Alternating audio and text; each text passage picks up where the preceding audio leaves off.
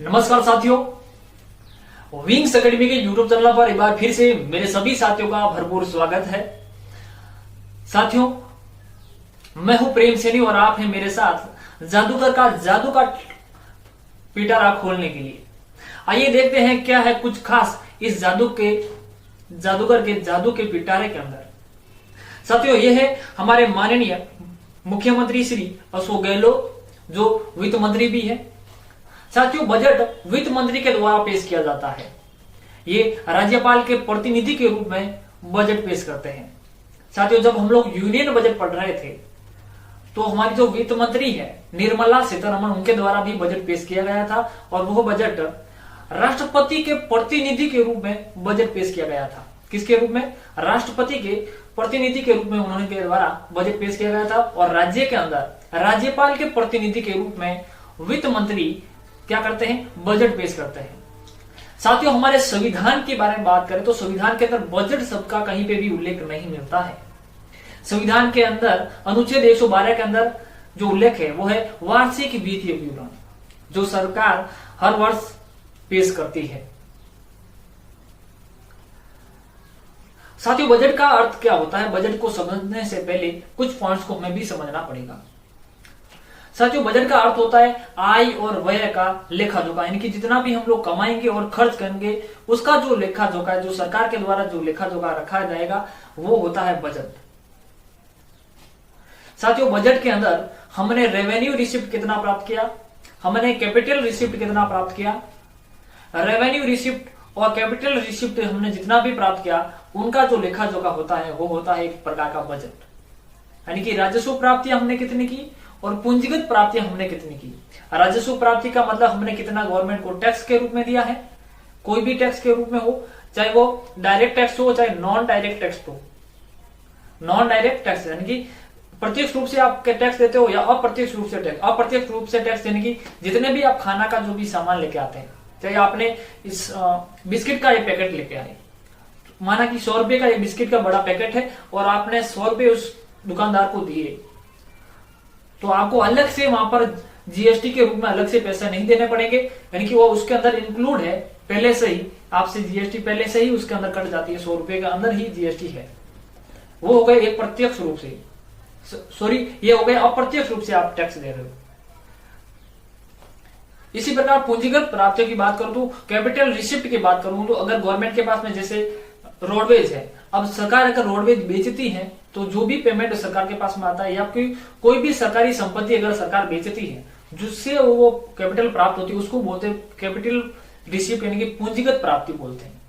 इनसे जो मिलाकर के जो बजट बनता है वो बजट होता है सरकार ने कितना ऋण लिया, कितना खर्चा किया, कितनी आय हुई, इन तमाम जो चीजों का जो लेखा जोखा है वो कहलाता है बजट। आई होप आप लोगों की ये बातें समझ में आई होगी। आइए देखते हैं कि रेवेन्यू रिसिप्ट हमने कितना कमाया, रेवेन्यू एक्सपेंडिचर हमने की, रेवेन्यू राजस्व खर्चा हम लोगों ने कितना किया, राजकोष से घाटा हमने कितना हुआ।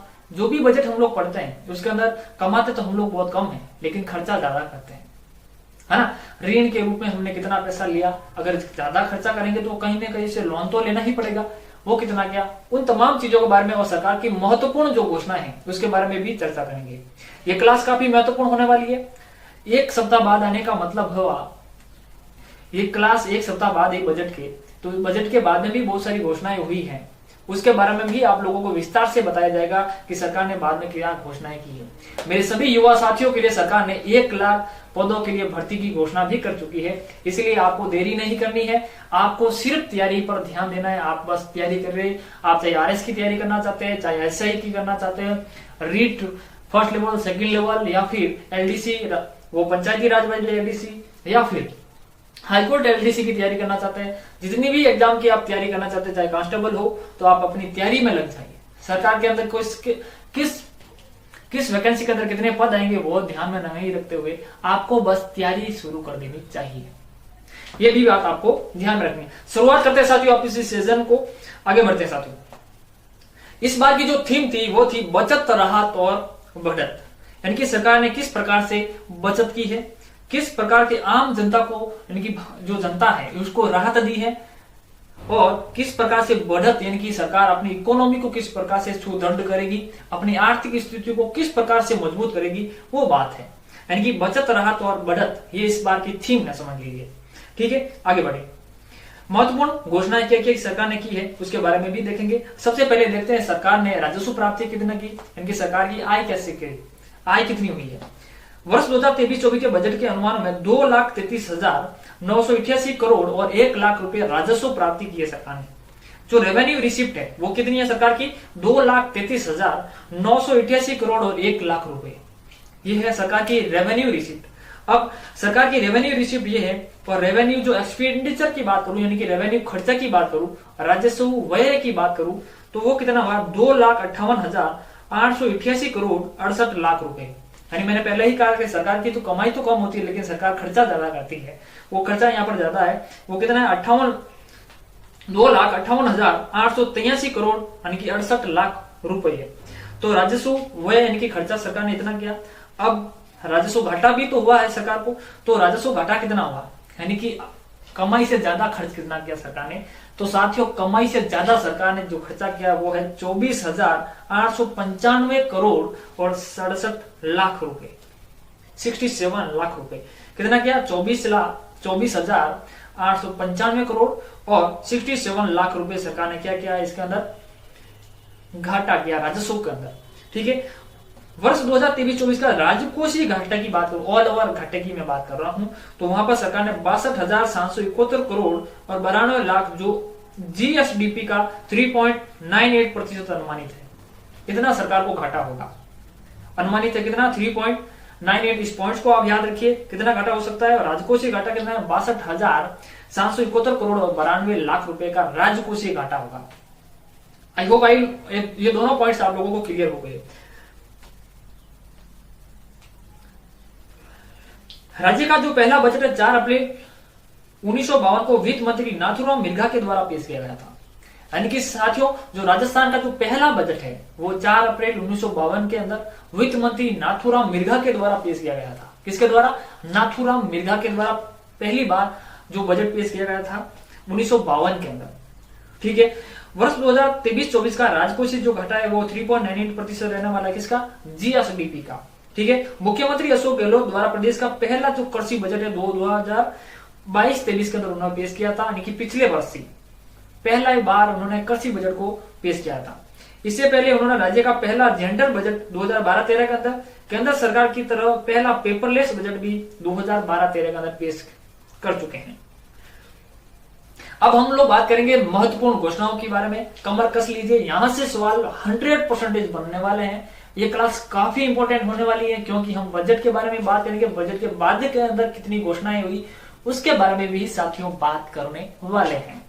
जयपुर में कहां पे साथियों, ये जयपुर में बनेगा नवीन एयर कार्गो की स्थापना होगी।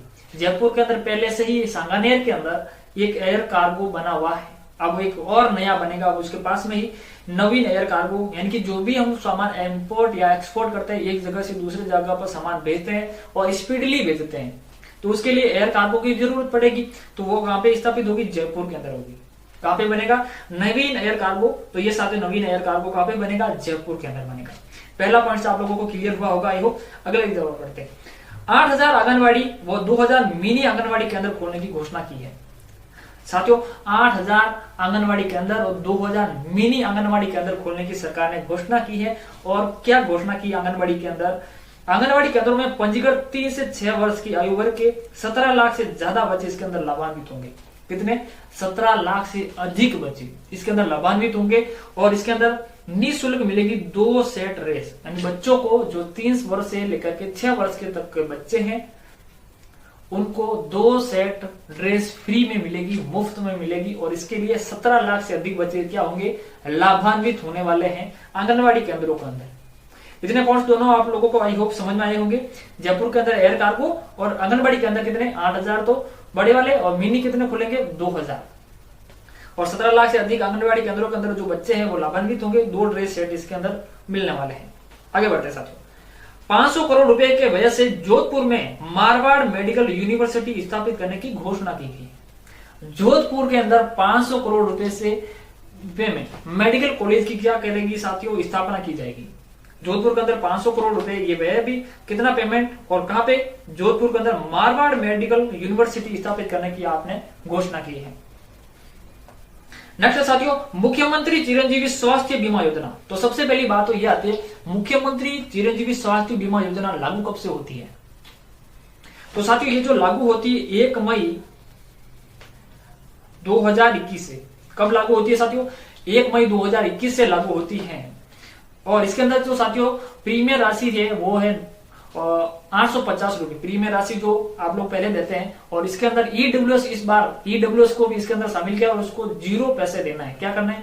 कोई पैसे उससे नहीं देने, प्रीमियर के रूप में उससे कुछ भी वसूला नहीं जाएगा और इसके अंदर शामिल कर दिया। और वहां पर इस योजना में प्रति परिवार बीमा राशि 10 लाख रुपए से बढ़ाकर 25 लाख रुपए कर दी गई। मोस्ट इंपोर्टेंट और बहुत बड़ी जो योजना है सरकार की इस बार की जो है ये मुख्यमंत्री चिरंजीवी स्वास्थ्य बीमा योजना है। क्योंकि हर परिवार कुछ ऐसी बीमारी हो जाती है, हर एक आम नागरिक उसका खर्चा वहन नहीं कर सकता। सरकार की बहुत बड़ी घोषणा है, मैं मान सकता हूं इसको। यानी कि इसके अंदर 10 लाख रुपए से बढ़ाकर कितने रुपए कर दी गई बीमा राशि? वो 25 लाख रुपए तक की कर दी गई। बहुत अच्छी घोषणा है ये युवाओं के लिए। प्रदेश में 13 जिलों में वेद विद्यालय खोलने की सरकार ने घोषणा की है। कितने जिलों के अंदर? 13 जिलों के अंदर वेद विद्यालय खोले जाएंगे। हमारी जो धार्मिक ग्रंथ है उनको पढ़ाने के लिए स्कूलों के अंदर, इसके लिए कहां पे वेद विद्यालय खोले जाएंगे? 13 जिलों के अंदर। बहुत अच्छी बात है ये भी। आगे बढ़िए। आने वाले इस वर्ष में ERCP कॉर्पोरेशन के माध्यम से ईस्टर्न राजस्थान कैनाल प्रोजेक्ट को 13,000 करोड़ के हाथ में लिए जाएंगे, काम हाथ में लिए जाएंगे। यानी कि जो ईस्टर्न कैनाल परियोजना है हमारी ERCP, जो पूर्व जो राज्य है हमारे 13 राज्य, वहां पर ये जो पहले से ही चली आ रही है उसको कंटिन्यू रखेंगे, जारी रखेंगे उस काम को। और इसके लिए 13,000 करोड़ रुपए इसके अंदर खर्च किए जाएंगे। कौन कौन से 13 जिले आते हैं साथियों? इसमें अजमेर आ गया, अलवर, दौसा, बारा, कोटा, बूंदी, सवाई माधोपुर, करौली, धौलपुर, भरतपुर, झालावाड़, जयपुर, टोंक के ERCP जीवनदायिनी साबित होगी। अपने वित्तीय साधनों में ERCP परियोजना का काम साथियों क्या रहेगा? निरंतर जारी रखने की बात इसके अंदर कही गई है। 13,000 करोड़ रुपए इसके अंदर खर्च भी होंगे। और इसके अंदर साथियों क्या है, ये 13 जिलों में 40% जो आबादी है इनको पेयजल भी मिलेगा और सिंचाई सुविधाएं भी आवश्यकता की पूर्ति होगी। ये भी पॉइंट्स आपको ध्यान में रखना। कितने प्रतिशत जनसंख्या आबादी? 40% आबादी इससे लाभान्वित होने वाली इस योजना से। ठीक है, कितने जिले? तो 13 जिले। ये भी पॉइंट्स आपको ध्यान में रखना है। और अगला क्या है? 1,000 करोड़ रुपए। देखिए साथियों 1,000 करोड़ रुपए के व्यय से प्रतापगढ़, जालोर और राजसमंद में मेडिकल कॉलेज खोलने की घोषणा की गई। साथियों ये जो मेडिकल कॉलेज है 3 जिलों के अंदर बनेगी और 1,000 करोड़ रुपए से बनेगी। देखो एक पहले इन्होंने 500 करोड़ रुपए का मारवाड़ मेडिकल यूनिवर्सिटी खोलेंगे जोधपुर के अंदर और 1,000 करोड़ रुपए के वजह से कहां पे खोलेंगे? प्रतापगढ़, जालोर और राजसमंद का 3 जगह पर 3 जिलों के अंदर ये मेडिकल कॉलेज खोले जाएंगे। ये भी पॉइंट्स आपको ध्यान में रखना है। 30,000 सफाई कर्मचारियों की भर्ती का ऐलान सरकार ने किया। कितने? 30,000 सफाई कर्मचारियों की जो भर्ती का ऐलान सरकार के द्वारा इस बजट के अंदर साथियों किया गया है। आगे बढ़ते हैं। पर्यावरण संरक्षण मिशन होगा जमवा रामगढ़ में। ये जमवा रामगढ़ कहां पर है ये आपको बताना है। इंटीग्रेटेड रिसोर्सेज रिकवरी पार्क की स्थापना करेंगे। साथियों जो पर्यावरण को संरक्षण के लिए सरकार के द्वारा जमवा रामगढ़, ये तहसील है जमवा रामगढ़ जयपुर के अंदर, और वहां पर इंटीग्रेटेड रिसोर्सेज रिकवरी पार्क स्थापित करने की सरकार ने घोषणा की है। ये भी पॉइंट्स आप लोगों को ध्यान रखना। कहां पे की जाएगी? जयपुर के अंदर, जमवा रामगढ़ के अंदर। ये याद रखिएगा आप। ठीक है, आगे बढ़ते साथियों। श्वसन संबंधी व्याधियों की एडवांस रिसर्च के लिए रेस्पिरेटरी डिजीज इंस्टीट्यूट की स्थापना की जाएगी। रेस्पिरेटरी डिजीज इंस्टीट्यूट की जो स्थापना वो श्वसन संबंधी बीमारियों की व्याधियों से दूर रखने के लिए कहां पर की जाएगी? ये तो जगह तो इन्होंने नहीं बताई, लेकिन रेस्पिरेटरी डिजीज इंस्टीट्यूट इनके द्वारा खोला जाएगा, यानी स्थापित किया जाएगा। जो श्वसन संबंधी जितनी भी बीमारियां होती हैं उनसे निपटने के लिए, उनकी रिसर्च के लिए ये खोला जाएगा। अगला साथियों, जयपुर में RUHS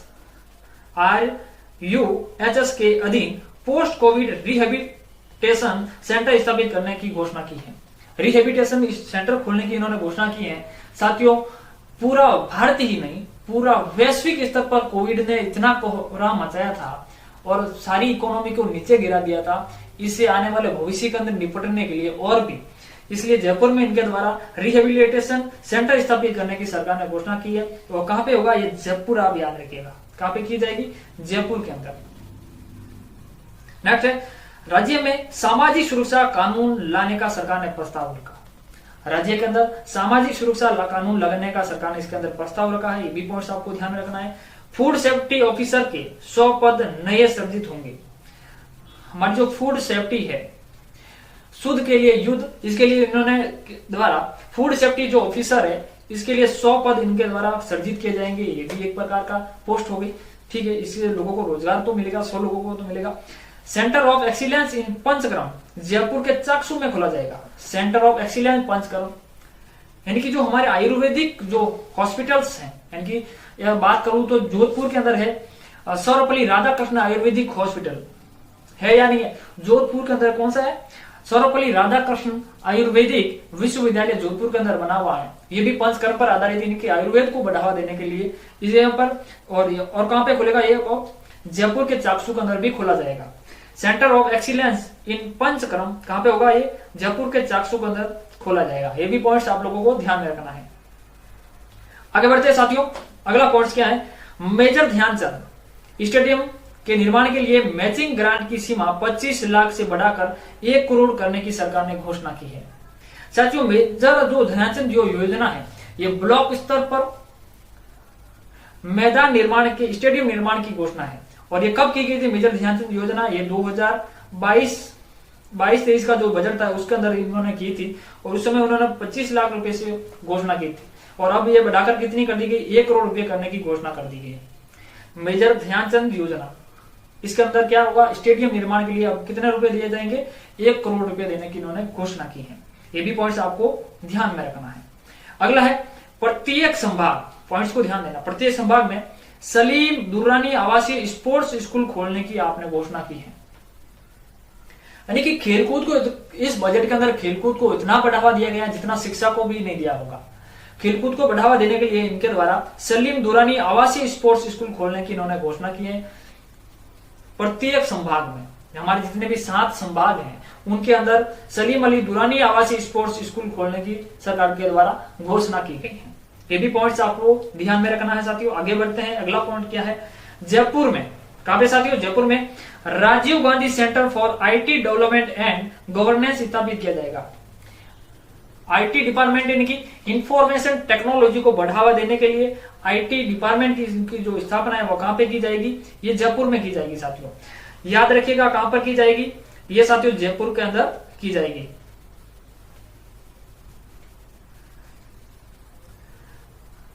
अगला पॉइंट साथियों, घरेलू बिजली उपभोक्ताओं को 100 यूनिट प्रति माह बिजली मुफ्त दी जाएगी। पहले ये 50 यूनिट दी जाती थी, अब घरेलू उपभोक्ताओं के लिए 100 यूनिट बिजली मुफ्त में दी जाएगी, और इसके लिए 1 करोड़ 4 लाख लोग लाभान्वित होंगे। कितने साथियों? 1 करोड़ 4 लाख से ज्यादा परिवार इसके अंदर लाभान्वित होने वाले हैं। अब कितनी यूनिट कर दी है? पहले 50 यूनिट थी, अब कर दी गई है 100 यूनिट। इस पॉइंट को आप विशेष तौर से ध्यान रखिएगा। आगे बढ़ते हैं साथियों, युवाओं को स्टार्टअप्स के लिए 250 करोड़ का फंड इनके द्वारा रखा गया है।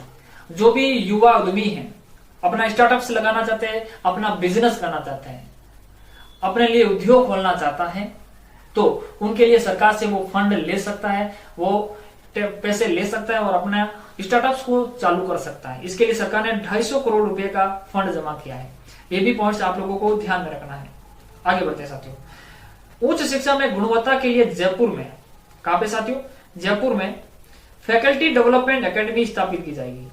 बच्चों को तो पढ़ाते ही हैं, अब उच्च शिक्षा में जो गुणवत्ता लाने के लिए आजकल क्या बहुत सारी टेक्नोलॉजी आ गई, टीचर्स को भी नहीं पता होती वो किस प्रकार से यूज करें।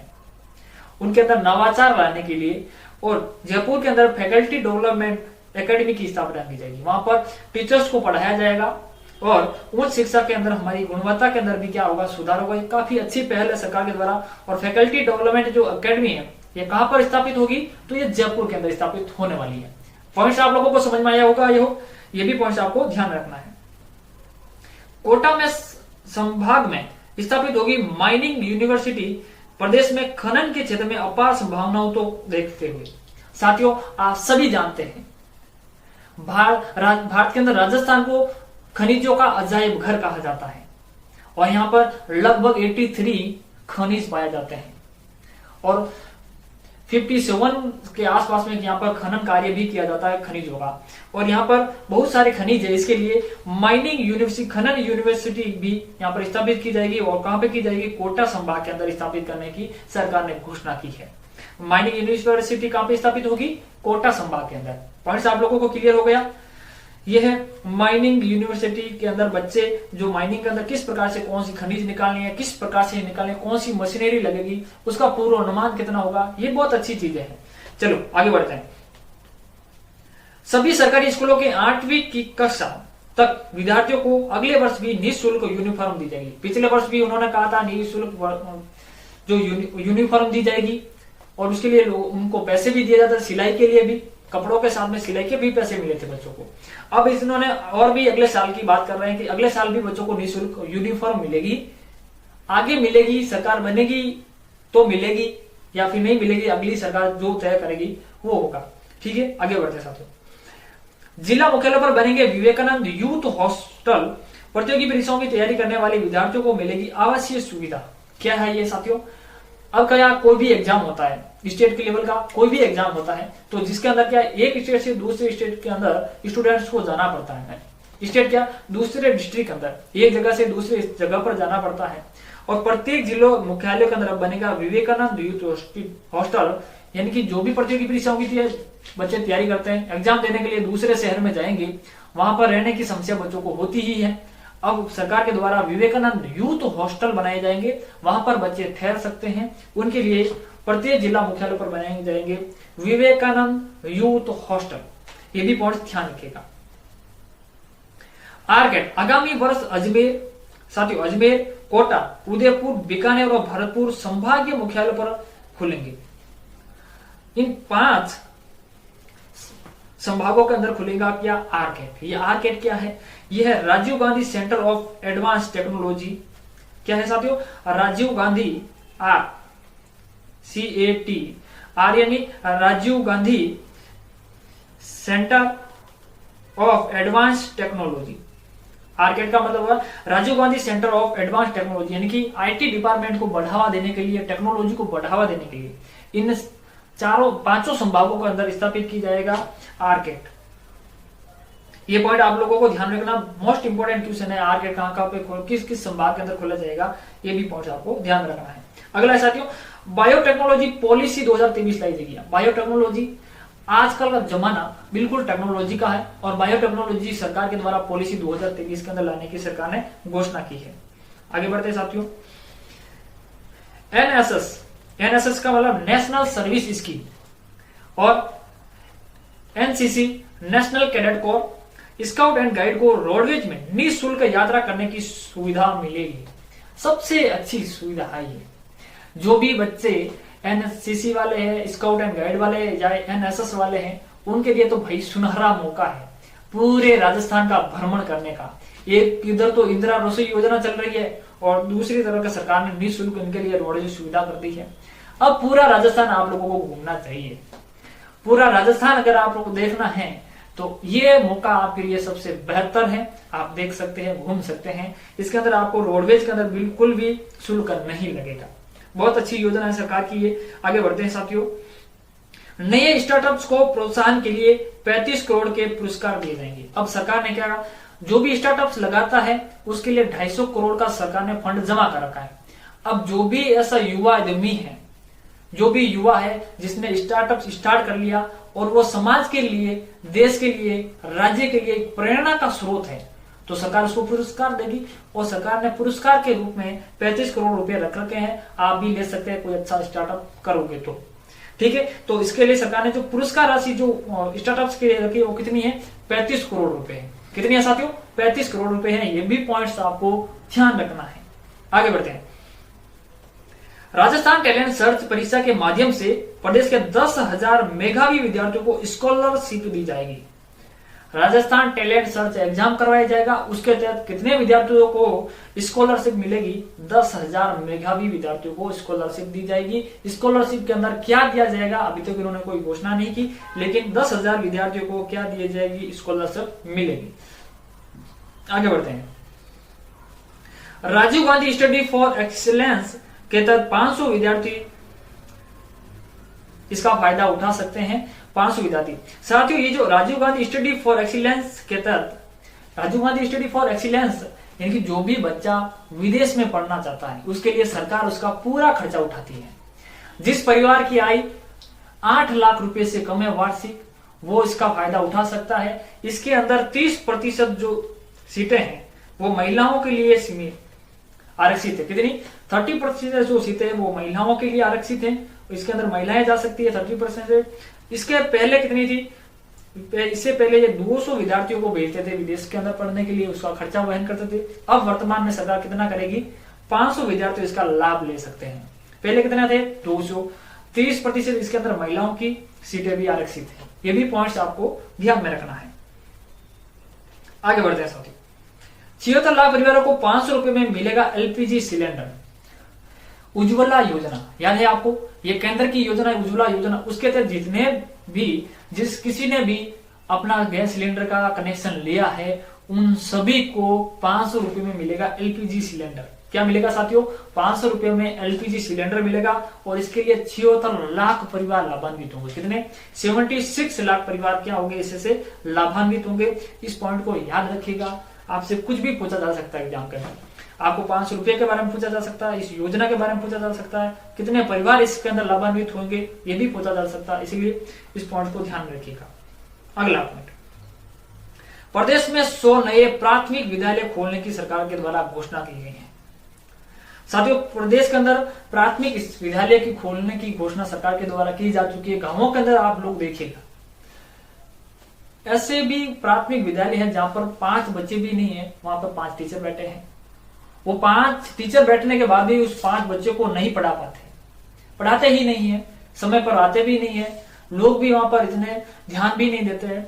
सरकार को इसके अंदर कुछ विशेष रूप से पॉलिसी लेके आनी चाहिए और इन्होंने और भी 100 नए विद्यालय खोलने की घोषणा की है। अच्छी बात है ताकि गांवों के अंदर भी लोग इसके अंदर शिक्षा का भरपूर उपयोग कर सके। इंदिरा रसोई योजना का ग्रामीण क्षेत्रों में विस्तार होगा, संख्या बढ़ाकर 2000 करने की सरकार ने घोषणा की है। साथ ही इंदिरा रसोई के अंदर ग्रामीण क्षेत्रों के अंदर भी ये अब लागू हो जाएगी। शहरी के अंदर, शहरों के अंदर तो इंदिरा रसोई योजना पहले से ही लागू थी, अब ग्रामीण के अंदर भी कितनी होगी? 2000 करके। इंदिरा रसोई योजना क्या साथियों? इंदिरा रसोई योजना की मैं बात करूं तो इंदिरा रसोई योजना पिछले जो वर्ष इन्होंने घोषणा की थी उसके अंदर 1000 की थी और आज लागू कितने? 980 इंदिरा रसोइयां हैं। तो पूरे राजस्थान के अंदर 980 इंदिरा रसोई योजनाएं हैं, यानी कि इंदिरा रसोइयां हैं। और अब उन्होंने और कितनी घोषणा की है? ये 2000 करने की घोषणा की और ग्रामीण क्षेत्रों के अंदर भी बनेगा इंदिरा रसोई योजना। आगे बढ़ते, प्रदेश के 300 विद्यालय होंगे कर्मोन्नत। जो 8वीं तक की स्कूल है वो 10वीं तक होंगे, जो 10वीं तक है वो 12वीं तक होंगे। कितने विद्यालय कर्मोन्नत होंगे? 300 विद्यालय इसके अंदर कर्मोन्नत होंगे। पॉइंट को आप ध्यान में रखिएगा, कितने विद्यालय होंगे कर्मोन्नत? वो 300 विद्यालय होंगे। आगे बढ़ते हैं साथियों, क्या है नेक्स्ट पॉइंट?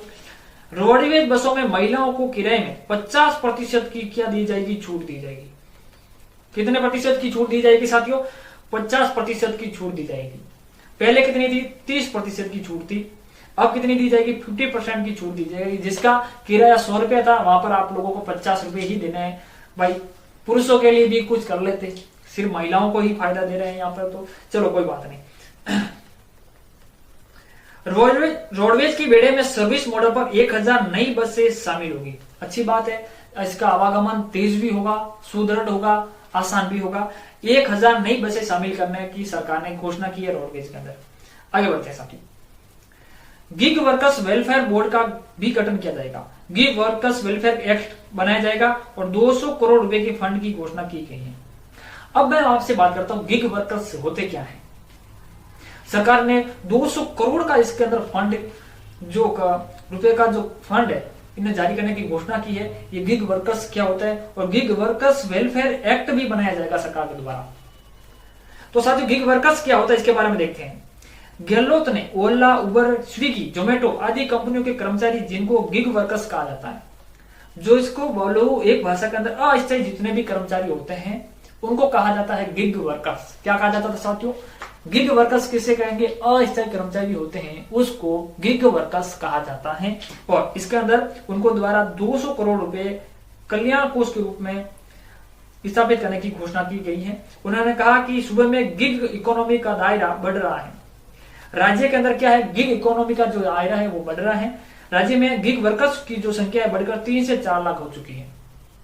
जितने भी अस्थायी कर्मचारी है उसकी जो संख्या की मैं बात करूं, सरकार ने कहा कि 3 से 4 लाख हो चुकी है।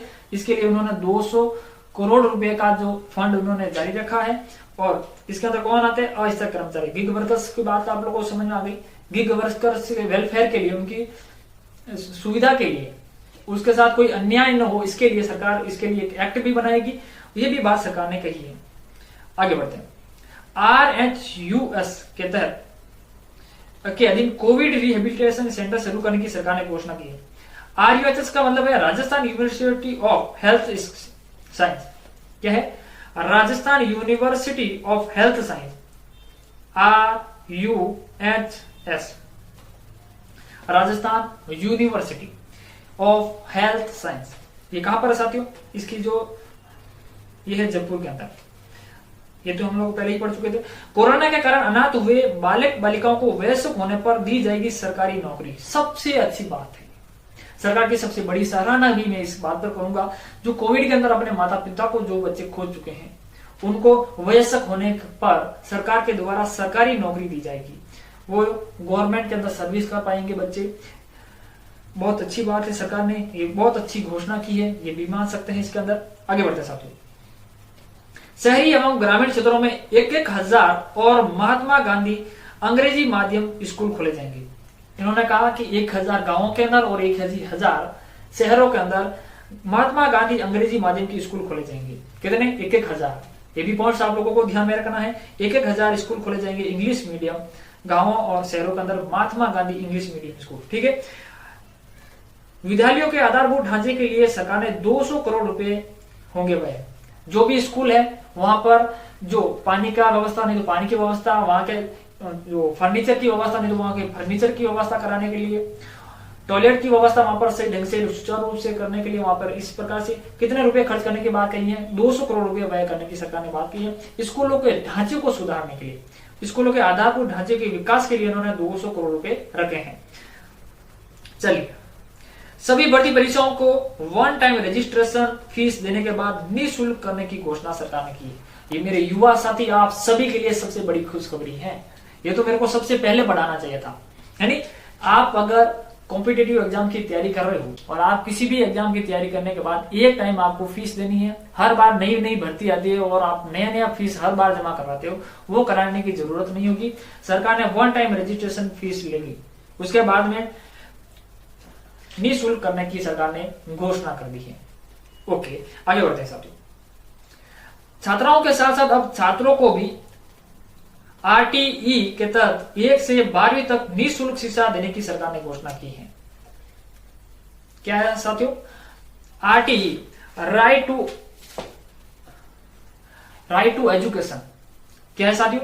राइट टू एजुकेशन की बात करूं तो छात्रों के साथ RTE के तहत 1 से 12 वर्ष तक की निःशुल्क शिक्षा देने की घोषणा की। इसके अंदर क्या होता था साथियों? पहले 1 से लेकर के 8वीं तक सभी को फ्री में एजुकेशन मिलती थी, यानी कि अगर प्राइवेट सेक्टर के अंदर भी आप फ्री में पढ़ सकते थे वहां पर। फिर 9 से लेकर के 12वीं तक किसको कर दिया था? छात्राओं को कर दिया था। किसको?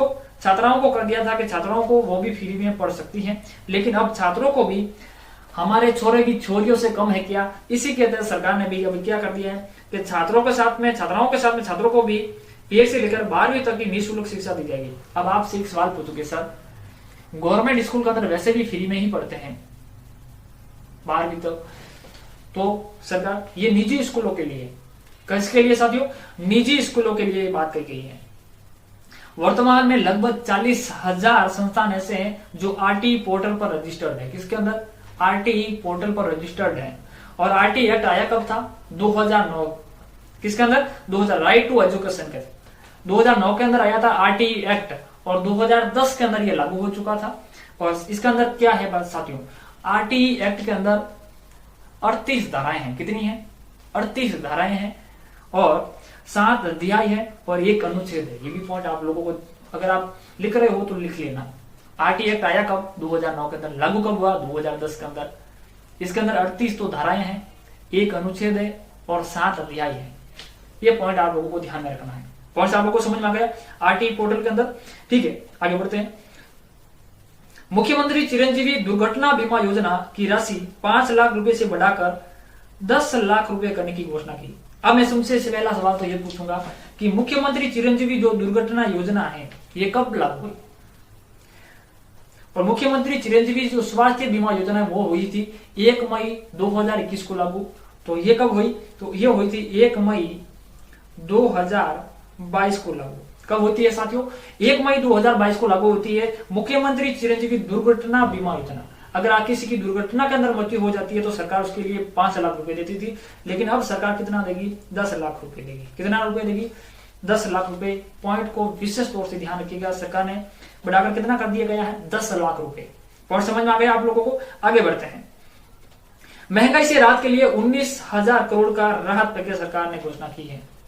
महंगाई से निपटने के लिए सरकार ने जो राहत कोष के अंदर कितना रुपए की घोषणा की है? 19,000 करोड़ रुपए की। बहुत बड़ा अमाउंट है 19,000 करोड़ रुपए। आगे बढ़े।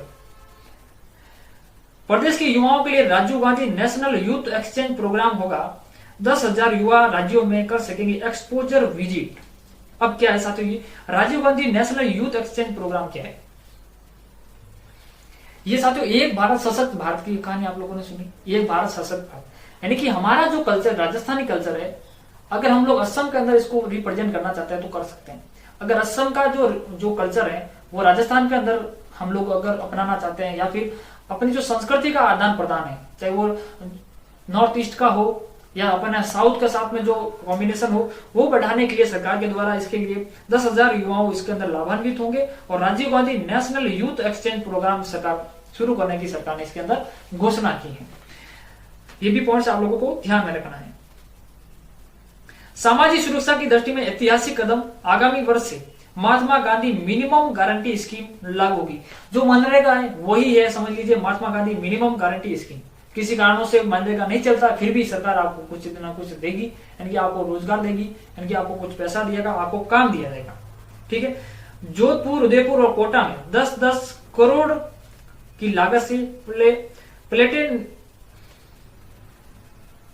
प्लेनेटेरियम का निर्माण किया जाएगा। प्लेनेटेरियम का मतलब हुआ वहां के ऑडिटोरियम बनाए जाएंगे। ऐसे भाषा के अंदर समझ लीजिए 10-10 करोड़ रुपए के 3 जिलों के अंदर, यानी कि एक तो जोधपुर के अंदर बनेगा, एक उदयपुर के अंदर बनेगा और कोटा के अंदर प्लेनेटेरियम बनाए जाएंगे। तीनों को याद रख लीजिए, इस पॉइंट्स को बिल्कुल याद रखिए। कितने करोड़ में बनेंगे? 10-10 करोड़ में। कहां पर? जोधपुर, उदयपुर और कोटा के अंदर प्लेनेटेरियम बनाने की, निर्माण करने की सरकार ने घोषणा की है। आगे बढ़ते हैं। आगामी वर्ष से मुख्यमंत्री निःशुल्क बिजली योजना लागू होगी। आगामी वर्ष से मुख्यमंत्री निःशुल्क बिजली योजना लागू होगी। 1 करोड़ 4 लाख परिवारों को मिलेगा निःशुल्क बिजली। ये भी पॉइंट्स हम लोगों ने पढ़ लिया था। आगे बढ़ते। NTSE यानी कि national talent search examination. NTSE की जो फुल फॉर्म क्या है? नेशनल टैलेंट सर्च एग्जामिनेशन की तर्ज पर 10वीं कक्षा के विद्यार्थियों के लिए Rajasthan talent search exam scholarship शुरू होगी और प्रतिवर्ष 10,000 विद्यार्थियों को मिलेगी स्कॉलरशिप। इसके तहत कितने बच्चों को मिलेगी? 10,000 विद्यार्थियों को स्कॉलरशिप मिलेगी NTE की तर्ज के आधार पर, यानी कि नेशनल टैलेंट सर्च जो एग्जामिनेशन होता है उसके तर्ज पर 10वीं कक्षा के विद्यार्थियों को कितने मिलेंगे? राजस्थान टैलेंट सर्च एग्जाम के स्कॉलरशिप मिलेगी। कितने विद्यार्थियों को? 10,000 विद्यार्थी। अगला पॉइंट है साथियों, 1 करोड़ खाद्य सुरक्षा परिवारों को हर माह निःशुल्क अन्नपूर्णा फूड पैकेट्स की घोषणा। 1 करोड़ खाद्य सुरक्षा परिवारों को हर माह निःशुल्क अन्नपूर्णा फूड पैकेट्स की घोषणा की गई सरकार ने। और फूड प्रोडक्ट्स के अंदर क्या क्या चीजें होगी वो देखिए। इस पैकेट में 1 किलो सब मिलेगा। दाल मिलेगी 1 किलो, 1 किलो चीनी मिलेगी, 1 किलो नमक मिलेगा, 1 लीटर आपको खाद्य तेल मिलेगा और मसाले उपलब्ध करवाए जाएंगे, जिस पर 3,000 करोड़ रुपए खर्च वहन करेगी राज्य सरकार। अब देखो सरकार ने इतनी बातें करती है, आदमी को कमाने की भी जरूरत नहीं लगती मेरे को, है। अरे 1 किलो तो देंगे, देखो दाल दे देंगे, 1 किलो चीनी दे देंगे, 1 किलो नमक भी देंगे, 1 किलो खाद्य तेल भी देंगे, 1 किलो मसाले भी देंगे। अब लोग और आलसी हो जाएंगे मेरे ख्याल से, है ना। और इसके लिए सरकार ने कितने खर्च करेगी, 3000 करोड़ रुपए खर्च करेंगी। कितने, 3000 करोड़ रुपए खर्च करने वाली है इस अन्नपूर्णा पैकेट योजना के तहत। आगे बढ़े साथियों, ये पॉइंट्स आप लोगों को समझ में आया होगा, आई होप। आगे बढ़ते हैं। प्रदेश के उच्च एवं तकनीकी शिक्षण संस्थाओं को में क्लासरूम, पुस्तकालय, आईसीटी लैब निर्माण के लिए 140 करोड़ रुपए खर्च किए जाएंगे। उच्च शिक्षा के अंदर तकनीकी शिक्षण संस्थाओं में क्लासरूम को डिजिटल किया जाएगा, वहां पर पुस्तकालय बनाए जाएंगे, वहां पर लैब बनाई जाएगी जहां पर प्रैक्टिकल किया जा सकते हैं। इसके लिए सरकार 140 करोड़ रुपए खर्च करेगी। कितने करेगी सरकार, 140 करोड़ रुपए इसके अंदर खर्च करने वाली है, डिजिटल क्लासरूम बनाने के लिए, पुस्तकालय बनाने के लिए और लैब बनाने के लिए। ये भी पॉइंट्स आप लोगों को ध्यान में रखना है। आगे बढ़ते हैं साथियों, और क्या सरकार ने बड़ी बड़ी घोषणाएं की है उसको समझते हैं। सामाजिक सुरक्षा की दृष्टि से संपूर्ण देश में लागू होगा ओपीएस, मुख्यमंत्री ने किया आग्रह। ओपीएस यानी कि ओल्ड पेंशन स्कीम, राजस्थान के अलावा छत्तीसगढ़ और एक और स्टेट भी है, इसके अंदर ओपीएस ऑलरेडी लागू, यानी कि ओल्ड पेंशन स्कीम लागू हो। अशोक गहलोत ने कहा कि ये राजस्थान ही नहीं, ये देश के अंदर भी शुरू करवाना चाहिए। ये केंद्र सरकार को भी इन्होंने पत्र लिखा है इसके बारे में। ये कहा सामाजिक सुरक्षा की दृष्टि से संपूर्ण देश में लागू हो ओपीएस, मुख्यमंत्री ने किया आग्रह। ये भी बात आप लोगों को ध्यान में रखनी है। ओल्ड पेंशन स्कीम, हर साल पेंशन की राशि में 15% की क्या होगी साथियों, वृद्धि होगी सामाजिक सुरक्षा योजना के तहत। सामाजिक सुरक्षा योजना के तहत जिसको भी पेंशन के रूप में 1000 रुपए मिलते हैं, अब अगले वर्ष 15% बढ़ करके 150 रुपए और वृद्धि हो जाएगी, मतलब कि 1150 रुपए मिलेंगे अगले वर्ष उनको। पॉइंट आपको समझ आया कि नहीं आया। हर वर्ष क्या होगी, 15% की क्या होगी इसके अंदर वृद्धि होगी पेंशन राशि के अंदर हर साल। आगे बढ़े, याद रखने हैं सारे पॉइंट्स आप लोगों को। जयपुर में 300 करोड़ की लागत से खुलेगा APJ Abdul Kalam institute of biotechnology. साथियों बायोटेक्नोलॉजी इतनी इंपॉर्टेंट है, बायोटेक्नोलॉजी अपने आप में बड़ा सब्जेक्ट है, इसके अंदर हम लोग पढ़ेंगे भी। 300 करोड़ की लागत से एपीजे अब्दुल कलाम इंस्टीट्यूट खोला जाएगा। कहां पे, जगह ध्यान रखिए, जयपुर के अंदर खोला जाएगा। कहां पर, जयपुर के अंदर क्या खोला जाएगा, APJ Abdul Kalam institute of biotechnology. APJ Abdul Kalam के नाम पर, मिसाइल मैन ऑफ इंडिया के नाम पर, ये अच्छा नाम रखा उन्होंने। बायोटेक्नोलॉजी कहां पे खुलेगी, 300 करोड़ की लागत से जयपुर के अंदर, याद रह जाएगा आपको। आगे बढ़ते हैं। राजीव गांधी ग्रामीण एवं शहरी ओलंपिक खेलों का आयोजन 150 करोड़ की लागत से वृहद स्तर पर होगा। साथियों राजीव गांधी ग्रामीण एवं शहरी ओलंपिक खेलों का आयोजन किया जाएगा। ग्रामीण में और शहरी स्तर पर ओलंपिक खेल खेले जाएंगे। ओलंपिक खेलों का आयोजन किया जाएगा सरकार के द्वारा, खेलों को बढ़ावा देने के लिए। इसके लिए सरकार ने 150 करोड़ की लागत पर वृहद स्तर पर इन्होंने खर्चा करेगी, खेलों को बढ़ावा देने के। आप लोगों ने भी देखा खेलों के अंदर इन्होंने कितनी सारी घोषणाएं कर दी हैं। 75 करोड़ यानी कि 75 करोड़ रुपए की लागत से जिला स्तरीय युवा महोत्सव स्थापित होंगे। युवा महोत्सव यानी कि युवाओं के अंदर अपने कल्चर, अपनी संस्कृति को बनाए रखने के लिए, इसके लिए सरकार के द्वारा 75 करोड़ रुपए खर्च किए जाएंगे। जिला स्तरीय युवा महोत्सव आयोजित करवाए जाएंगे। हर जिले का अपना अपना कल्चर होता है, उन कल्चर को बढ़ाने के लिए, संस्कृति को बढ़ावा देने के लिए युवा महोत्सव का आयोजन करवाया जाएगा और सरकार इसके लिए 75 करोड़ रुपए खर्च करने वाली है। ये पॉइंट्स आप लोगों को याद रखना है। आगे बढ़ते हैं साथियों। 500 अतिरिक्त एम्बुलेंस का ऐलान किया। सड़क दुर्घटना हो गई या अदर भी बहुत सारी यूज के अंदर एम्बुलेंस का उपयोग होता है, तो उसके लिए सरकार ने 500 अतिरिक्त एम्बुलेंस का ऐलान किया है ताकि आपको राहत कार्य के लिए जल्द से जल्द आपके पास एम्बुलेंस पहुंच सके। काफी अच्छी बात है, ये सरकार ने अच्छा कदम उठाया इसके लिए। कालीबाई भील देवनारायण योजना के तहत बालिकाओं को दी जाने वाली स्कूटी की जो संख्या जो पहले 20,000 दी जाती थी, अब उन्होंने द्वारा 30,000 दी जाएगी। जो कालीबाई भील और देवनारायण योजना के तहत जो बालिकाओं को स्कूटी दी जाती थी, पहले 20,000 बालिकाओं को दी जाती थी, 20,000 लड़कियों को दी जाती थी, अब आपको 30,000 लड़कियों को ये स्कूटी मिलेगी। और ये कैसी स्कूटी मिलेगी भाई साहब, इलेक्ट्रिक स्कूटी मिलेगी। अब कोई भी पापा की परी आएगी तो हॉर्न नहीं सुनाई देगा, ठीक है, ये क्या है, इलेक्ट्रिक स्कूटी है, ठीक है, दी जाने वाली उपलब्ध होगी। आगे बढ़े, मेजर ध्यानचंद स्टेडियम के तहत स्टेडियम निर्माण पर मैचिंग ग्रांट की जो सीमा बढ़ाकर 1 करोड़ रुपए कर चुकी है, 25 लाख से 1 करोड़ कर चुके हैं, ये भी हम लोग पहले से ही पढ़ चुके हैं। मेजर ध्यानचंद, ठीक है, सभी ईडब्ल्यूएस परिवारों को चिरंजीवी योजना का मुफ्त में लाभ मिलेगा। ईडब्ल्यूएस जो भी परिवार आते हैं, जो जनरल के एक भाग है ईडब्ल्यूएस, उनको सभी को जो चिरंजीवी योजना है इसका मुफ्त में उनको लाभ मिलेगा। ये भी पॉइंट्स आपको ध्यान में रखना है। न्यूनतम पेंशन 1000 रुपये सामाजिक सुरक्षा पेंशन योजना के तहत हितग्राहियों को दी जाएगी, यानी कि हर व्यक्ति जो पेंशन के रूप में लेते हैं उनको 1000 रुपये दी जाएगी और हर वर्ष 15% इसके अंदर राशि बढ़ने वाली है। ये भी पॉइंट्स आप लोगों को ध्यान में रखना है। जयपुर में बनेगा, क्या बनेगा भाई, जयपुर में बनेगा Jain and Vyas media centre and hub, यानी कि लोकतंत्र का चौथा स्तंभ कहते हैं मीडिया को, पत्रकारिता को। जयपुर में के अंदर बनेगा Jain and Vyas media centre and hub. सभी अधिकृत पत्रकारों को, जो भी अधिकृत पत्रकार हैं, उनको क्या क्या मिलेगा भाई, लैपटॉप और टैबलेट दिए जाएंगे। आगामी वर्ष के अंदर लैपटॉप और टैबलेट मिलेंगे, जो सभी अधिकृत पत्रकार हैं उनको मिलेंगे। और कहां पे बनेगा भाई, Jain and Vyas media centre and hub कहां पे बनेगा, जयपुर के अंदर बनेगा। इस पॉइंट को विशेष तौर से याद रखेगा, ये सरकार की बड़ी घोषणा है और पत्रकारिता के लिए इनके द्वारा ये विशेष रूप से उठाया गया कदम है। अगला बढ़ते, उपभोक्ता हितों की सुरक्षा के लिए जयपुर में राज्य स्तरीय फैसिलिटेड एंड मेडिएशन सेंटर की होगी स्थापना। यानी कि हम बात करते उपभोक्ता संरक्षण अधिनियम 1986 आया था, उसके बाद 2020 आया था, याद है कि ये नहीं है, उपभोक्ता संरक्षण अधिनियम 1986 पहली बार, उपभोक्ता संरक्षण अधिनियम 2020 दूसरी बार। अब इन्होंने कहा कि आपको सेंटर के अंदर जाने की जरूरत नहीं है, अब आपको राज्य स्तर पर ही फैसिलिटेटेड एंड मेडिएशन सेंटर की स्थापना की जाएगी उपभोक्ता की सुरक्षा के लिए। उपभोक्ता के साथ में किसी भी प्रकार का जो धोखाधड़ी है वो ना हो, इसके लिए जयपुर के अंदर ये स्थापित की जाएगी फैसिलिटेटेड एंड मेडिएशन सेंटर।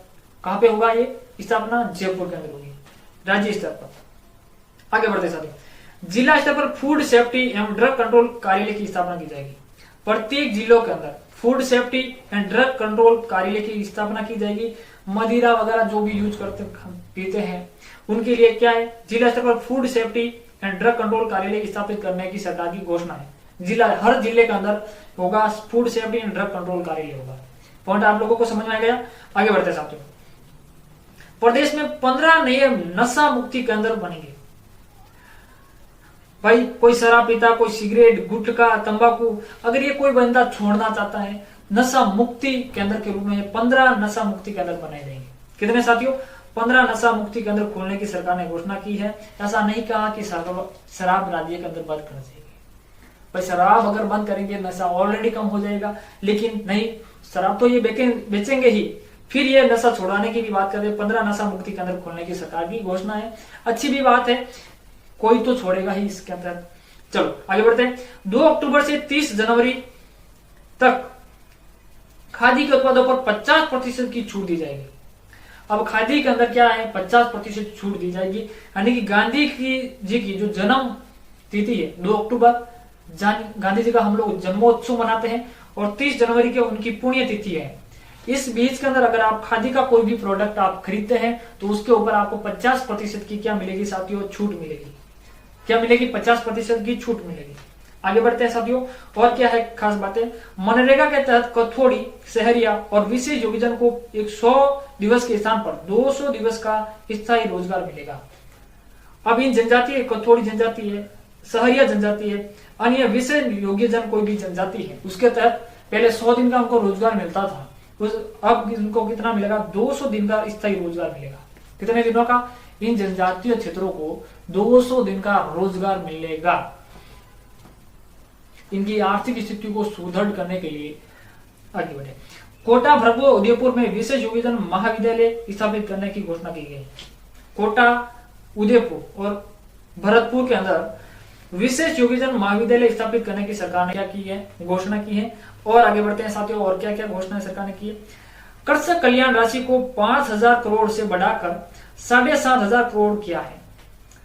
कितनी साथियों, कृषि कल्याण के लिए, कृषि कल्याण के अंदर जो भी सब्सिडियां सरकार देती है, सरकार ने जितना 5,000 करोड़ पहले था, अब सरकार कितना देगी, 7,500 करोड़ रुपए इसके लिए आवंटित किया सरकार ने। किसको, कृषि को बढ़ावा देने के लिए, कृषि कल्याण के बढ़ावा देने के लिए, लोगों को सब्सिडियां देने के लिए कृषि के अंदर 7,500 करोड़ खर्च किए जाएंगे। आगे बढ़ते हैं, अगला पॉइंट क्या है, 25 करोड़ की लागत से जोधपुर में महात्मा गांधी दिव्यांग विश्वविद्यालय की स्थापना की जाएगी। याद रखिएगा साथियों, मोस्ट इंपोर्टेंट क्वेश्चन है, 25 करोड़ की लागत से बनेगा जोधपुर में महात्मा गांधी दिव्यांग महाविद्यालय या फिर विश्वविद्यालय। जो भी हैंडीकैप्ड है, जिसको किसी को किसी की नजर कमजोर है, किसी का हाथ नहीं है, किसी का पैर नहीं है, या और भी कुछ बहुत सारी प्रॉब्लम होती है, इसके लिए सरकार के द्वारा महात्मा गांधी दिव्यांग विश्वविद्यालय की जो स्थापना है वो जोधपुर के अंदर की जाएगी। और कितना रुपए की लागत से बनेगा ये भाई, 25 करोड़ की लागत से बनेगा, याद रह जाएगा। आगे बढ़ते हैं साथियों, वाल्मीकि कोष की राशि 20 करोड़ से बढ़ाकर 100 करोड़ रुपए करने की घोषणा की है। इनके द्वारा वाल्मीकि कोष की जो राशि है साथियों, वो 20 करोड़ से बढ़ा करके 100 करोड़ करने की सरकार के द्वारा घोषणा कर दी गई है। आगे बढ़ते हैं, युवा कल्याण कोष की राशि 500 करोड़, जिसमें युवा कल्याण कोष के अंदर 500 करोड़ सरकार ने घोषणा की है। युवाओं के लिए, उसके कल्याण के लिए 500 करोड़ रुपए खर्च करने की घोषणा की सरकार ने। इसमें से 200 करोड़ रुपए तो उसकी दक्षता, इनकी कैपेसिटी डेवलपमेंट पर की जाएगी और 100 करोड़ रुपए उसके व्यक्तित्व विकास के लिए की जाएगी और 200 करोड़ रुपए शिक्षा और कौशल पर उनके विकास के लिए की जाएगी। ये जो युवा कल्याण कोष है, इसके अंदर 500 करोड़ रुपए खर्च किए जाएंगे। 200 करोड़ रुपए तो उसकी दक्षता विकास के लिए, उसकी कैपेसिटी को बिल्ड करने के लिए, और व्यक्तिगत विकास के लिए भी 100 करोड़ रुपए, और शिक्षा के अंदर जो कौशल है उसको बढ़ाने के लिए, कि आपको कंप्यूटर सिखा दिया और कोई चीज टेक्नोलॉजी की कोई भी चीज सिखा दी, इसके लिए सरकार आपको 200 करोड़ रुपए इसके अंदर खर्च करेगी। टोटल कितना करेगी, 500 करोड़ रुपए। आई पॉइंट आप लोगों को समझ में आया होगा। एससी और एसटी विकास कोष की राशि 500 करोड़ रुपए से बढ़ाकर 1,000 करोड़ करने की घोषणा की है। भाई एससी वाले, एसटी वाले, शेड्यूल्ड कास्ट वाले, शेड्यूल्ड ट्राइब्स वाले जो लोग हैं, उनको जो पहले जो उनके विकास के लिए, उनकी आर्थिक स्थिति सुधारने के लिए सरकार के द्वारा इनको 500 करोड़ रुपए की जो राशि दी जाती थी, इनकी जो व्यय किया जाता था इनके ऊपर योजनाओं के रूप में, अब सरकार उसके अंदर 1,000 करोड़ रुपए खर्च करेगी। कितना, 1,000 करोड़ रुपए एससी वालों पर, 1,000 करोड़ एसटी वालों पर खर्च करेगी। ये पॉइंट्स आप लोगों को ध्यान में रखना है, परीक्षा के अंदर पूछा जा सकता है। 100 करोड़ की राशि से लोक कलाकार कल्याण कोष बनाने की सरकार के द्वारा घोषणा की गई। लोक कलाकारों की आर्थिक स्थिति को सुधारने के लिए, लोक कलाकारों की आर्थिक स्थिति को सुधारने के लिए ये लोक कलाकार कल्याण कोष की सरकार के द्वारा स्थापना की गई है। इसके तहत इन कलाकारों को कुछ काम दिया जाएगा, कुछ रोजगार दिया जाएगा और उसके एवज में इनको पैसे दिए जाएंगे। ये पॉइंट्स आप लोगों को ध्यान रखना है। कितने पैसे इनके लिए रखे गए हैं, 100 करोड़ रुपए। कितने रखे गए हैं साथियों, 100 करोड़ रुपए रखे गए हैं लोक कलाकार कल्याण कोष के लिए, ताकि ये कलाकार हमारी संस्कृति को बनाए रखे, हमारी संस्कृति की आधारभूत जो है उनको बनाए रखे और इनकी आर्थिक स्थिति मजबूत हो। इसके लिए 100 करोड़ रुपए कल्याण कोष के लिए इन्होंने रखे। कलाकारों के लिए जयपुर कला संगम का आयोजन किया जाएगा। जयपुर के अंदर कला संगम का इनके द्वारा आयोजन किया जाएगा, ताकि राज्य की जो संस्कृति है वो बनाए रहे। जितने भी हमारे कलाकार है, चाहे कालबेलिया कलाकार हो, चाहे और भी बहुत सारे कथोड़ी जनजाति के कलाकार हैं, बहुत सारे कलाकार, उनको कला को बनाए रखने के लिए जयपुर के अंदर कला संगम की क्या की जाएगी, स्थापना की जाएगी। अगला पॉइंट क्या है साथियों, इसके अंदर देखते हैं। 2000 यूनिट प्रतिमाह बिजली उपभोग करने वाले किसानों को निःशुल्क बिजली देने की घोषणा की। सरकार के द्वारा जो भी किसान है उनको 2000 यूनिट तक उनको बिजली मुफ्त में मिलेगी। आगामी वर्ष से उनको 2000 यूनिट की बिजली मुफ्त में मिलेगी प्रति माह। प्रत्येक महीने अगर 2000 यूनिट से कम अगर वो खर्च करते हैं बिजली को, तो उसको 1 रुपया भी देने की जरूरत नहीं है, उनको बिल्कुल निःशुल्क है। इससे ज्यादा होगी तो उससे पैसे वसूले जाएंगे। ये पॉइंट्स आप लोगों को ध्यान में रखना है। कितने, 2000 यूनिट। पेपर लीक की घटनाओं पर प्रभावी रोकथाम के लिए एसओजी के अधीन स्पेशल टास्क फोर्स का गठन किया जाएगा। एसओजी के अधीन साथियों, आजकल ये माफिया का, चाहे पेपर माफिया हो चाहे अदर किसी भी प्रकार के माफिया हो, इनसे बचने के लिए सरकार के द्वारा एक महत्वपूर्ण कदम उठाया गया है। इसके लिए एक अलग ही स्पेशल टास्क फोर्स का निर्माण किया जाएगा गवर्नमेंट के द्वारा, ताकि ये जो पेपर लीक जैसी स्थितियां हैं वो ना बने। देखिए, पेपर लीक होता तो लाखों लोगों की जिंदगी तबाह होती है। एक तो एग्जाम रुकता है और भी बहुत सारी चीजें होती है। जो काबिल व्यक्ति होता है, इसके हकदार जो व्यक्ति उस पोस्ट का, वो व्यक्ति उस पोस्ट पर नहीं लग पाता है। इससे बहुत बड़ा नुकसान होता है। इससे युवा हतोत्साहित भी होते हैं। इसलिए ये काफी ज्यादा जरूरी भी बन जाता है। इसके लिए स्पेशल टास्क फोर्स गठन करने का सरकार ने निर्णय लिया है। अगली बात, ग्राम पंचायतों एवं शहरी वार्डों स्तर पर महात्मा गांधी पुस्तकालय एवं संविधान केंद्र खोले जाएंगे। यानी कि प्रत्येक ब्लॉक के अंदर जो भी ग्राम पंचायत है वहां पर लाइब्रेरी बनाई जाएगी, ताकि युवाओं के अंदर पढ़ाई के प्रति, स्टडी के प्रति जागरूकता पैदा हो, ज्यादा से ज्यादा बच्चे पढ़ पाए। और संविधान केंद्र भी वहां पर खोले जाने की सरकार के द्वारा घोषणा की गई है। और पहले चरण में आगामी वर्ष में 250 केंद्र स्थापित किए जाएंगे। कितने? 250 केंद्र स्थापित किए जाएंगे। 250 केंद्र इसके अंदर स्थापित करने की सरकार के द्वारा घोषणा की गई है। महात्मा गांधी पुस्तकालय और संविधान केंद्र की कहां पर की जाएगी? ग्राम पंचायतों और शहरी वार्डों में स्तर पर की जाएगी। अनुप्रति कोचिंग योजना विद्यार्थियों की संख्या 15,000 से बढ़ाकर 30,000 कर दी गई। कितनी कर दी गई है साथियों? 30,000। अनुप्रति कोचिंग योजना के तहत पहले सरकार 15,000 बच्चों को फ्री में पढ़ाती थी। अब सरकार कितना देगी? कितने विद्यार्थियों को पढ़ाएगी? 30,000 बच्चों को पढ़ाएगी इसके तहत। आगे पॉइंट्स आप लोगों को समझ में आगे बढ़ते हैं साथियों। विश्वकर्मा कामगार योजना क्या है साथियों? विश्वकर्मा कामगार योजना, जिसके तहत प्रत्येक को 5,000 देने की घोषणा की गई है, जिसमें 1 लाख युवा लाभान्वित होंगे। विश्वकर्मा कामगार जो योजना है, कोई भी छोटे छोटे जो उद्योग लगाना चाहते हैं, अपने काम को आगे बढ़ाना चाहते हैं विश्वकर्मा कामगार के तहत, तो वो इसके अंदर 1 लाख युवा इसके अंदर लाभान्वित हो गए। और प्रत्येक को कितने रुपए दिए जाएंगे साथियों? 5,000 रुपए देने की सरकार ने घोषणा की है विश्वकर्मा कामगार योजना के तहत। याद रखिए, विश्वकर्मा कामगार योजना के तहत कितने रुपए देने की घोषणा की है? तो 5,000। कितने लोग लाभान्वित होंगे? 1 लाख। याद रह जाएगा। आगे बढ़ते हैं। आगामी वर्ष जल जीवन मिशन के तहत 47,50,000 घरों में नल कनेक्शन लगाने की सरकार ने घोषणा की है। गांवों के अंदर देख लो, हर गांव के अंदर पानी की टंकियां बन रही है, बड़ी बड़ी बन रही है, ताकि क्या है, हर घर जल हो, हर घर नल हो। ये बात उनके द्वारा की गई है। और इसके अंदर कितने परिवार लाभान्वित होंगे? तो 47,50,000 घरों के अंदर नल कनेक्शन दिए जाएंगे। कितने? 47,50,000 घरों के अंदर नल के कनेक्शन दिए जाएंगे। जो गांव के अंदर दूर दराज के अंदर पानी की व्यवस्था नहीं है, वहां तक भी अब नलों के द्वारा पानी पहुंचाया जाएगा। ये सरकार का दायित्व बना है जल जीवन मिशन के तहत। अगला पॉइंट क्या है?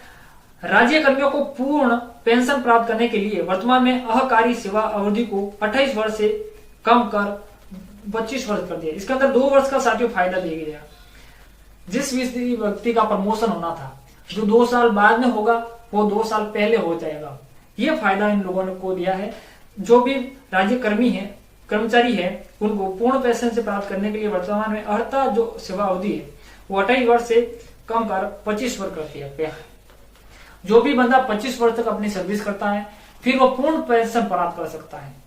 पहले कितनी थी? 28 वर्ष थी। ये पॉइंट्स आप लोगों को ध्यान रखना। 2 वर्ष का इसके अंदर क्या हो गया? फायदा हो गया। RGHS में पेंशनरों के लिए आउटडोर में उपचार की जो सुविधा है 20,000 रुपए से बढ़ाकर 30,000 रुपए कर दी। आउटडोर यानी कि आउट पेशेंट जो है डिपार्टमेंट है, इसके अंदर एक होता है इंडोर और एक होता है आउटडोर। इंडोर के अंदर क्या है? जो भी, अब जैसे हम लोग डॉक्टर के पास में जाता है, डॉक्टर हमें कोई भी जानकारी देता है, यानी कि कोई भी दवाई वगैरह लिख करके हमारी जांच कर लेता है, ठीक है। अगर हम लोग हॉस्पिटल में गए, डॉक्टर ने हमको चेक किया और डॉक्टर ने कहा आपको भर्ती होना पड़ेगा, फिर जो हॉस्पिटल के अंदर आपको जो फैसिलिटी जो गवर्नमेंट देती है उसको बोलते हैं इंडोर। जो आउटडोर वाली जो स्थिति है, ओपीडी वाली स्थिति है, सीधे जाकर के हम डॉक्टर को दिखा देते हैं और डॉक्टर वहां पे अगर आपको भर्ती होने के लिए बोलता है, वो होता है इंडोर की स्थिति हो जाती है। फिर उसके अंदर क्या है? आउटडोर के अंदर पहले ये 20,000 रुपए बढ़ा करके कितने कर दिए? 30,000। RGHS के तहत जो भी कौन कौन आता है?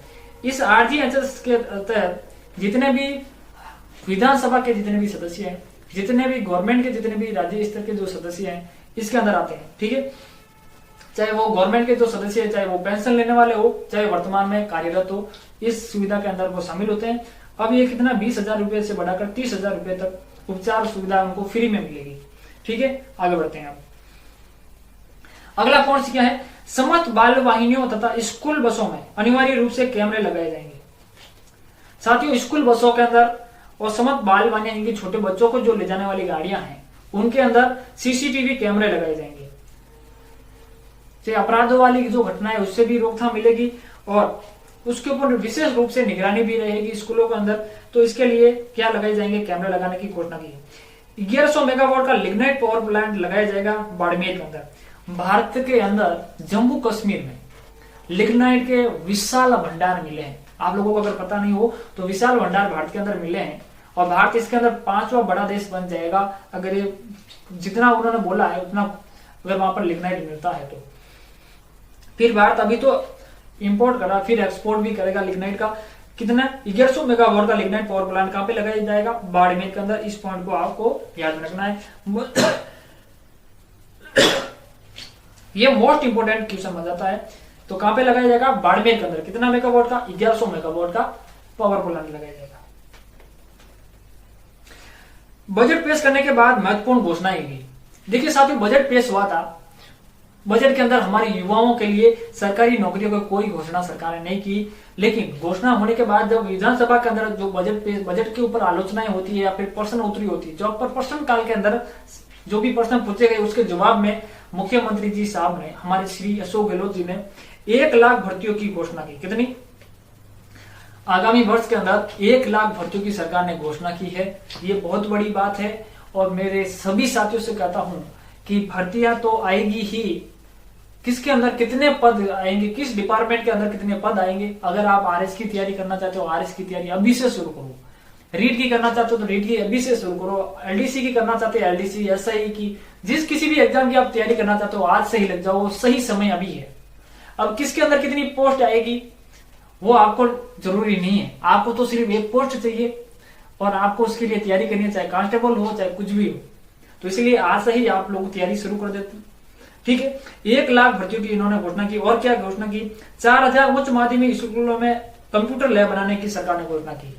कितनी, 4000 उच्च माध्यमिक स्कूलों में कंप्यूटर लैब बनाए जाएंगे। इसके अलावा जयपुर में राष्ट्रीय उर्दू BEd कॉलेज की स्थापना की जाएगी। कहां पे की जाएगी भैया, जयपुर के अंदर राष्ट्रीय उर्दू BEd जो कॉलेज इसकी स्थापना की जाएगी। सवाई माधोपुर में सिटी पार्क की स्थापना की जाएगी। कहां पर, सवाई माधोपुर के अंदर सिटी पार्क की स्थापना की जाएगी।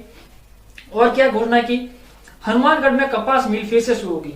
जो कपास मिल थी पहले वो बंद थी, लेकिन अब फिर से शुरू करने की सरकार ने घोषणा की है। कहां पर, ये हनुमानगढ़ के अंदर कपास की जो मिल है फिर से शुरू होगी।